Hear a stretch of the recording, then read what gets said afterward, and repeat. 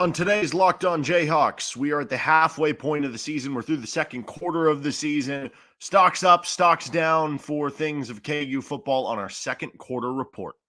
You are Locked On Jayhawks, your daily podcast on the Kansas Jayhawks, part of the Locked On Podcast Network, your team every day.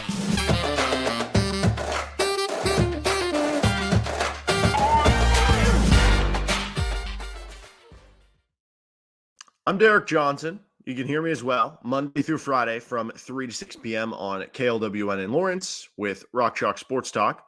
Thanks for making Locked On Jayhawks your first listen every day. We are free and available wherever you get any of your podcasts. You can also find us on our YouTube page where you can like and subscribe to the show. They get all the everydayers out there tuning into each and every episode.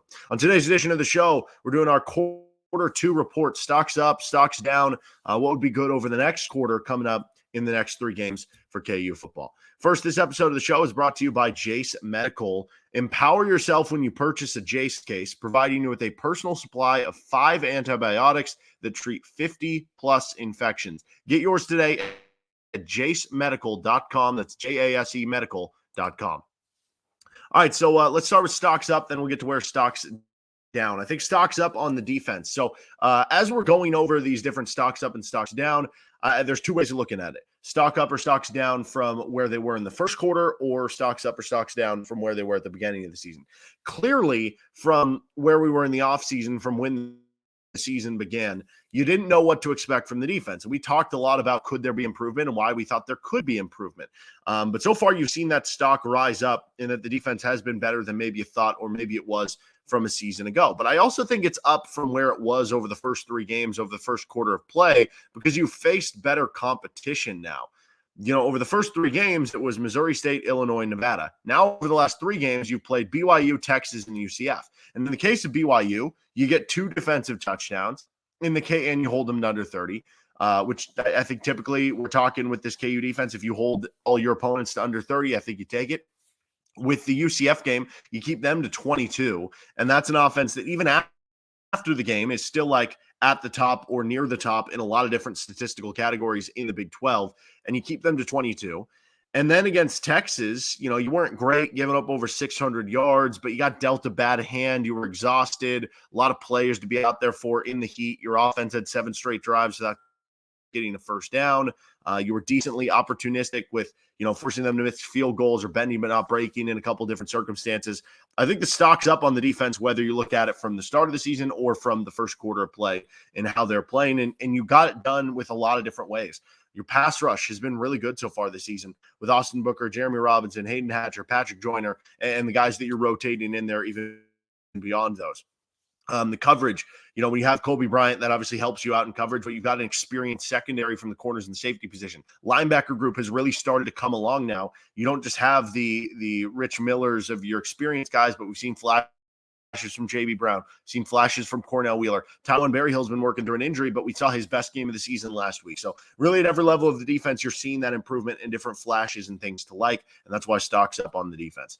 Stock is up on KU having one of the best running back duos in the country. Daniel Hishaw in the second quarter of play, so the last 3 games, has stopped fumbling. He fumbled in all 3 of KU football's first 3 games. So of the first quarter of the season, you lost the one against Missouri State. And I don't remember if he fumbled in the third game against Illinois. I know KU fumbled, but I don't remember if it was him specifically. Either way, he stopped fumbling, and that's like the one negative against Daniel Hishaw, because he's a athletic running back who's super powerful, who runs like a train running through a tree. I mean, it's just unbelievable how powerful this guy is. And so, with Daniel Hishaw, he's got all the talent in the world. So he stopped fumbling in the second quarter. He hasn't had a fumble through the last 3 games.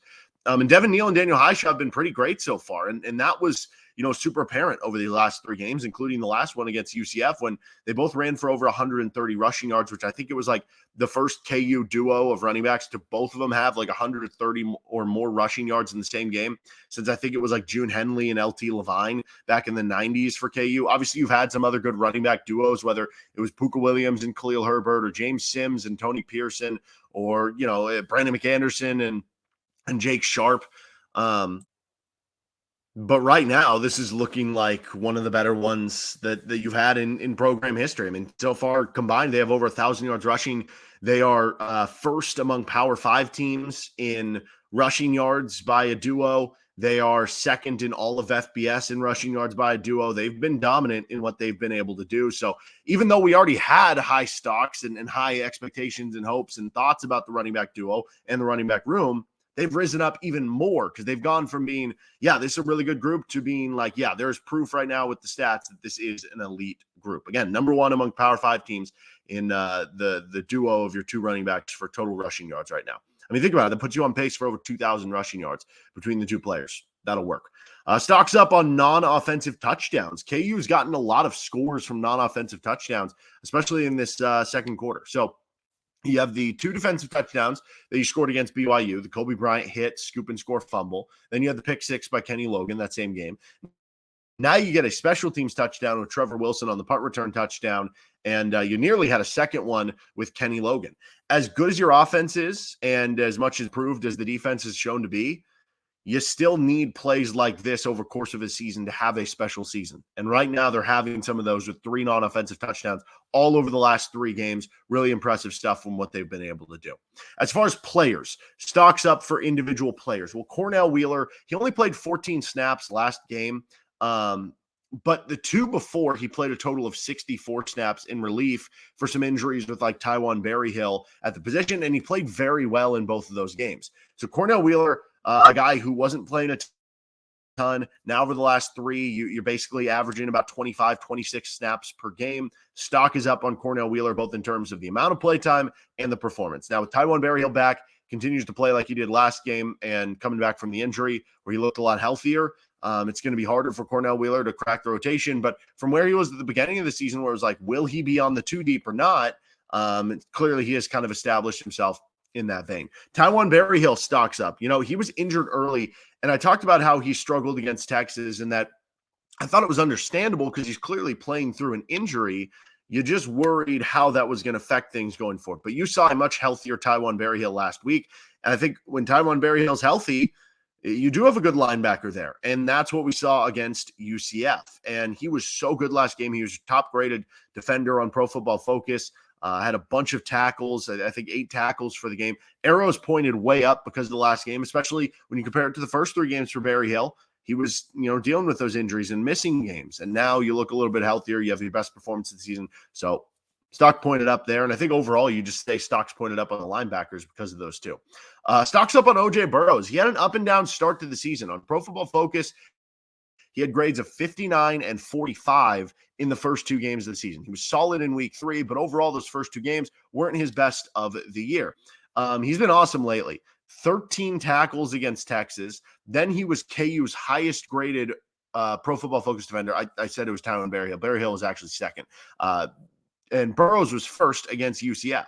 So he was good in coverage, good tackling lately. Burrows, who is somebody I've been very high on ever since he was a true freshman at KU, is having his best run of play lately, and the stock is going up on him. Austin Booker, stocks up on him. He's been excellent all season long, but really over these last 3 weeks, feels like he's hitting his stride. He has 13 quarterback pressures over the course of this season.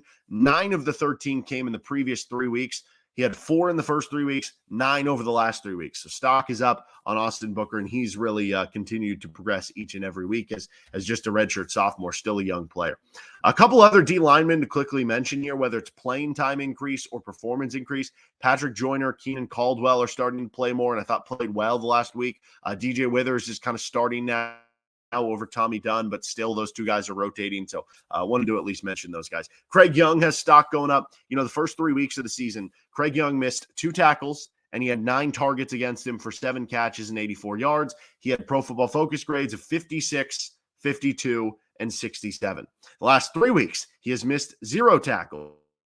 He has 11 targets against him, so more targets than he had in the first 3 weeks, but he's only given up 5 catches instead of 7. He's only given up 30 yards instead of 84, and he has Pro Football Focus grades of 71, 69, and 67. Seems like he's hitting the ground running and really starting to find his footing as well. For what it's worth, Jason Gilliam, his backup, also has his stock up. did not play in weeks 2 and 3, 46 snaps over the last 3 weeks, and a couple of big flash plays for you.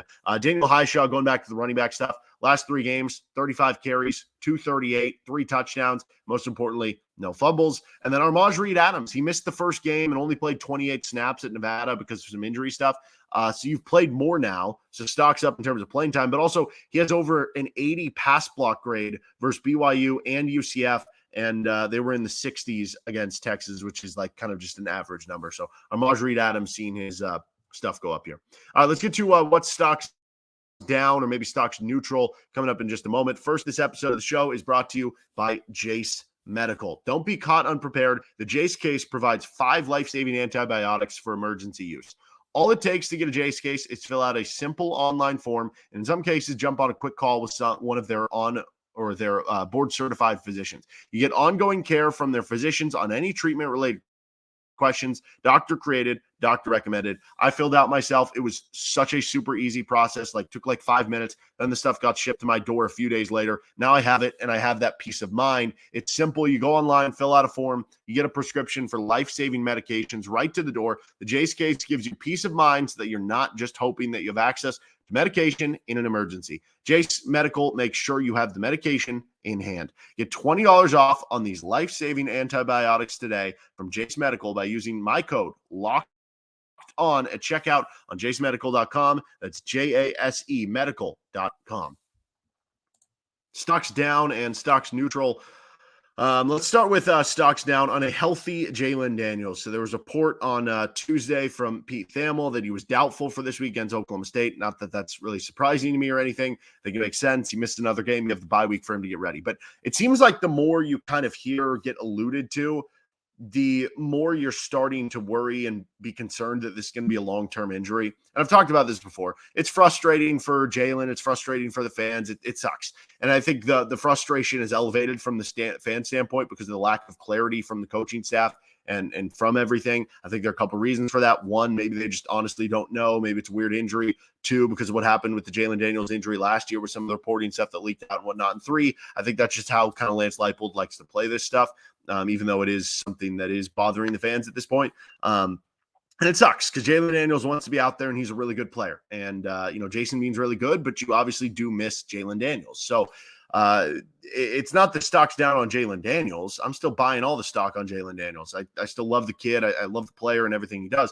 But stock's down on him being healthy for the rest of the way this year. And who knows how long he's going to be out for. This could be a long-term thing for KU and for Jalon Daniels. And you just hope at some point he can have a fully healthy season for you. I don't know what the answer is. Maybe if he's going to be out a long time, maybe you do end up redshirting him this year and giving him 2 more years starting with next year because Jason Bean would obviously be gone after this year. Stock's neutral on lack of clarity on the Jalon injury because even though it is starting to, I think, bother people more, that's been the case all the way through. And then stock is down on chances of playing the Big 12 title game. However, stock is up on being a top 3 team in the Big 12. You would think that these teams would run counter from each other, that it's like, oh, if your stock is up on being a top 3 team in the Big 12, clearly you have a better chance of going to the Big 12 title. The problem, though, is that the top 2 have looked so good. Texas blasts KU, wins 40-14, and they've looked so good outside of the Oklahoma game. And even then, they lose a close game to Oklahoma in which they got stopped at the goal at literally the 1-inch line one time and had a turnover inside the 5-yard line. Otherwise, they probably win that game. Dylan Gabriel was outstanding. And then Oklahoma, you look at their schedule and, they might be able to run the table and go undefeated. So it feels very much like Oklahoma and Texas are on a collision course to re-meet in the Big 12 title game. It's going to be hard for somebody to usurp those 2, but it is absolutely wide open in the Big 12 for 3rd place. Right now, the conversation, it's like West Virginia, Kansas State, Kansas, BYU, who you already beat. I guess if Oklahoma State beats Kansas this weekend, as bad as Oklahoma State started, if they were to have back-to-back wins over KU and K-State, they would get vaulted into the conversation because a lot of the teams have struggled, right? A lot of the new coming teams have got off to slow starts. TCU has struggled so far this year, losing a couple times. I don't know, maybe do you throw Iowa State in there? They lost to Ohio, though, but they've been much better in Big 12 play. So I don't know. It's wide open for who that 3rd best team in the Big 12 is, and you have a real stake, a real claim that can be you. I think if you win this weekend at Oklahoma State, to me, that becomes kind of a thing of like, okay, yes, I feel comfortable saying that. Right now, it feels like maybe you'd lean that way, but you still want to kind of see more. But certainly if you get this one out of the way with Oklahoma State and get a win over a team that, K-State, who's in the discussion for this spot, even after they've had kind of a slow start, you get a win that they didn't have, then maybe you feel a little bit better about that being the case. But certainly it feels like this is a top 5 team in the Big 12 with Kansas after the way that you just kind of picked apart and beat down UCF. So, stocks up on being a top 3 team, stocks up on being a top 5 team in the Big 12, but maybe stocks down on making it to the Big 12 title game because now you have to deal with 2 really elite teams, 2 top 10, maybe top 5 teams in Oklahoma and Texas, one that you've already lost to with the head-to-head, and certainly going to be tough to take down OU in a couple weeks, though you would be coming off a bye week with homecoming, so I guess who knows. And you've played Oklahoma well so far in the Lance Leipold era. This feels like an even better OU team, though. Stock is down on receiver usage and the numbers for the receivers. Now, I don't think this is necessarily stocks down on the receivers. Like, I don't think the receivers are playing any worse than they were a season ago. You look at Pro Football Focus, they still are top 10 in the country in receiving grade so far this season. I do think you're seeing more and more of this year that last year, the receivers are still very talented. You've got a bunch of guys that you can rotate in or do different things with. But you don't really have that guy that is like, hey, I'm going to catch like a bubble screen and make a couple guys miss. Or, like you look at what Missouri has with like Luther Burden, or you look at what they were like maybe trying to bring in via the portal over the offseason, but, you weren't able to kind of have that accomplished. Somebody that can just make a bunch of dynamic plays with the ball in their hand. They're more of good receivers of getting open on routes or making contested catches or jumping up and making jump ball grabs. And that's what they excel at. And so maybe that's what we're seeing here that at times it's going to be easier to factor out. There are other times where they've just run the ball well, or in the Texas game, you couldn't move the chains. So there weren't a lot of touches to be had around for everyone. But so far, there's not a lot of, usage there for the receivers and the pass catchers. And it's a combination of all those things. You run the ball well, you're running it a lot, you have a lot of good options, and you're throwing the ball around, you're balancing it, that a lot of guys, like you look at this pass game, like Mason Fairchild had 3 catches, Luke Grimm had 2, like everybody else had like 1 or less, right? It's not an indictment on the players, but certainly it is interesting from a standpoint of will one person take off from here? Will you have even like a 600-yard receiver this season? Because right now, I don't think you're on pace for even that. After last year, you had a couple guys with like 700 or more. Or I think Luke Grimm was right around there. But yeah, man, stock's down on some of that stuff and maybe prop bets on betting on some of the stuff with the receiver numbers, but not that stock's down on their performance or anything. I think it's just more of a usage thing and how the games have kind of gone. All right, we're going to get on to what would be a good record over these next 3 games. What would be a positive over the next quarter of games into quarter number 3 of the season with Oklahoma State, bye week, Oklahoma, and then the Iowa State game after that. First, this episode of the show is brought to you by PrizePicks. PrizePicks is the most fun that you can have, winning up to 25 times your money this football season, or really any of the sports season. You just select 2 or more players, pick more or less on their projected stats, and place your entry. You can get on like long-term stuff, like you can get in on long-term. LeBron's going to average this many points per game over the course of the NBA season, more or less. And Nikola Jokic is going to have more or less this many triple-doubles, right? Or you can get in on the short-term stuff, like Patrick Mahomes is going to have more or less passing yards today, and this MLB pitcher is going to have more or less 5.5 strikeouts today. You get to test your skills. It's a really simple way to play. You can make picks and submit your entry in less than 60 seconds. So go to prizepicks.com/lockedoncollege and use code LOCKEDONCollege for a first deposit match up to $100. That's prizepicks.com/lockedoncollege with code LOCKEDONCollege for a first deposit match up to $100. PrizePicks, daily fantasy sports made easy. All right, what you're looking for, what you're hoping to see out of the team in this third quarter of play, your next 3 games. Obviously one of them outside of the record and everything would be Jalon getting healthy. Maybe the bye week can help. You'd love to see him back in OU. Now, Jason Bean has been your starter the last 2 years in the Leipold era against OU, and they nearly beat him in Lawrence 2 years ago. And last year they put up 42 points. So, if you end up having to go Jason Bean, he's had good success there. Now, this OU defense is much better than any of the last 2 were, but still, you just want to see him get healthy. And if the end of this is he doesn't start any of the next 3 games, but then he gets healthy through the quarter and is healthy for the final 3 games push of the year, then that would be partially a success as part of this. You want to see the defense not slow down or get weathered, especially against the run or as the year goes on, like last season. As the year went on last year, you started to struggle more and more against the run. You had injuries, you had depth concerns. You want to see that continue your success over what you've done this last quarter and over the first 6 games of the season. And then as far as the record, like obviously be competitive in every game. Even if you do end up losing to a top 10, top 5 OU team, have it be more competitive than the Texas game, which the Texas game was competitive for 3 quarters, for 2.5 quarters, something like that. Have every game be competitive at the very least. If you win 2 of your next 3, I think you're going to be feeling great headed into the last quarter of the season. If you go 3-0, obviously it's going to be a party at that point. But if you go 1-2, it's not the end of the world. You would still be bowl eligible. 6-3 would still be a solid record heading into the last third of the season that would really set you up to win more games and have a winning record than you did from a season ago. But 1-2 would also feel maybe a little bit disappointing, depending. So 2-1 feels good. 1-2 feels okay. 0-3 feels like, oh no, what's going on? This is problematic, right? So that's kind of the different levels of this thing. But I think 1 to 2 wins, you take it, and anything more than that, you're very ecstatic with. All right, we'll have our quarter 3 report in like 4 weeks from now because you have the bye week in between as well. Nick Schwartz going to join us on tomorrow's episode. We'll have our KU Oklahoma State preview later. Also, Keith Passmore is committing on Wednesday, so maybe we'll have a bonus episode of Locked On at some point coming at you. And plenty more to come with Locked On Jayhawks. So make sure to find our show wherever you get any of your podcasts or on our YouTube page where you can like and subscribe. See you next time with LOJ.